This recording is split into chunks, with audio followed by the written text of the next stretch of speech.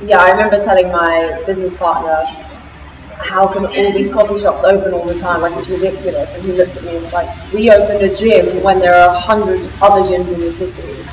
But I think it kind of comes from my dad came up from nothing as a kid. He now owns a hedge fund, he's his own boss.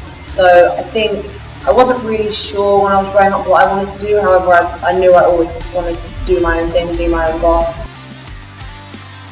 We want everyone to feel welcome when they're here. We want them to enjoy working out, not see it as a chore. I also, as a female, and especially in Asia, really wanted to promote weightlifting and it being okay, to be strong, and you don't need to starve yourself and do 3-hour-long cardio workouts. You're on a really tight budget to start with, so there's no receptionist, there's barely cleaners, so you're literally doing everybody's job. And you have to be available all hours. I don't think we have a day off for like 6 months, and it's like 15-hour days. I think having a clear goal in mind and also not throwing money at the situation. Unfortunately, sometimes you have to play the waiting game and you have to build up your brand through word of mouth. The first 3 years, Gary and I did it purely out of just being kind and helpful to people and really wanting people to get fitter and feel better about themselves. So I think it's best to just like organically grow yourself and build your reputation on like honest opinions of other people. So I think Ursus is quite unique as a gym in Hong Kong because we're a ground floor location. We're not in an office block. It's full open windows at the front. We also have a car park above us, so we make so much noise. There's no getting yelled at or burpees for dropping weights, so make loads of noise. It's 6,500 square foot, so it's pretty big by Hong Kong standards. We've got a mix for everyone, so we break down our classes into like strength, which is the Ursus Fit. We then have all the conditioning, which is bear camp, which is really fun. We also, our niche is strongman. We have every piece of strongman equipment you can imagine. You can't get that anywhere else in Hong Kong. We also have boxing and Muay Thai, and to top it off with that, we also have Olympic lifting, and becoming more and more popular is mobility. So mobility classes are always packed throughout the week.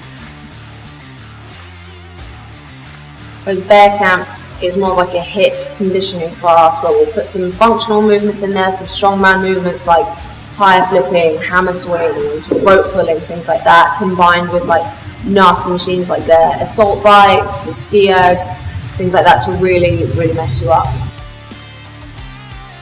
I think my business partner and myself, we both pride ourselves on being very funny and jokey with people, trying to make them feel comfortable. Of course, we take our job seriously, we want everyone to be safe, we want to demo movements properly. However, people are here to enjoy themselves and we don't want it to be seen as scary and intimidating or as a chore. So we try and make the environment as friendly as possible. There isn't really a lot else on offer in Hong Kong, so you can have something to compete with. Like when you train for something, it can get quite dull and quite boring to have to train continuously just so you look good. It's nice to have something to train for. So I think instead of just boxing fights, maybe people having fitness competitions together, I think would be great, and almost encouraging people to have goals rather than and not goals that are purely aesthetic, like I want to lose 3 kilos, I want to have a 6-pack. Other goals like I want to lift X amount, I would like to run this, you know what I mean, rather than just aesthetic goals. I think fitness-based goals are very motivating. I think it's really important. I know myself personally, if I'm ever feeling a bit low or stressed, my means of feeling better or almost escaping sometimes is 100% working out. And I think if people could maybe shift, you know, going out or drinking, or I'm not saying drinking is bad, but using that as a means of escape, more focusing on something that maybe is a bit more positive, like yoga, walking, exercising, that would be a lot better for them in the long term. So I would encourage people to get up, get moving, go to the gym at least a few times a week, and I guarantee you they would all feel better if they did so, mentally and physically.